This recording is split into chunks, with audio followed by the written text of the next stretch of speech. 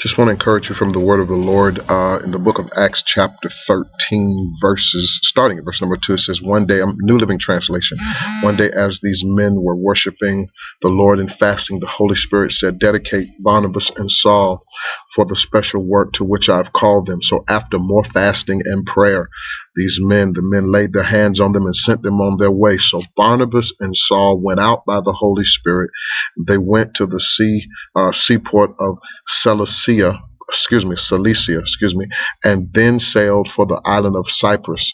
There in the town of Salamis, amen, they went to the Jewish synagogues and preached the word of God, and John Mark went with them as their assistant.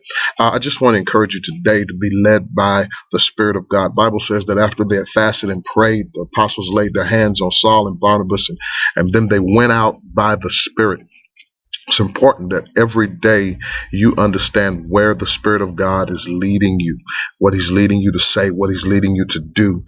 Then it says, as they went out, they began to preach in the synagogues. They began to fulfill their destiny. They began to reach the people they were supposed to reach and to fulfill their purpose and to reach their destination. But you have to be led by the Spirit of God. I hope this is confirmation for someone who you've been asking God, should I do this or do that? And God says, as long as you hear my voice, the Bible says that my sheep know my voice, and a stranger they will not follow.